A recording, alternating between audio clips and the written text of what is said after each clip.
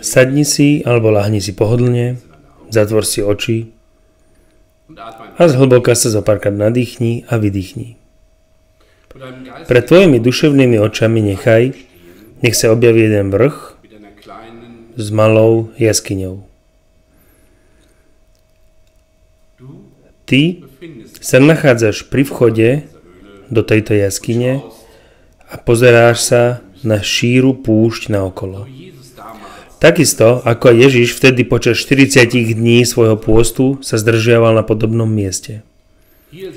Teraz tu sedíš, pozeráš sa na púšť a nechávaš ju na seba pôsobiť. Tí, ktorí už meditovali v púšti, hovoria, že púšť k tebe prehovára. Takže nechaj túto púšť k tebe hovoriť a nech ti porozpráva, či si už bol alebo bola esénom, alebo či to je pre teba tá správna cesta. Nie každý je pre túto cestu určený. Človek už musí vedieť, dosť upustiť od svojho ega, aby išiel touto cestou. Lebo ísť touto cestou znamená mať úplne presný pohľad na život a žiť to. A to pomáhať, učiť a liečiť.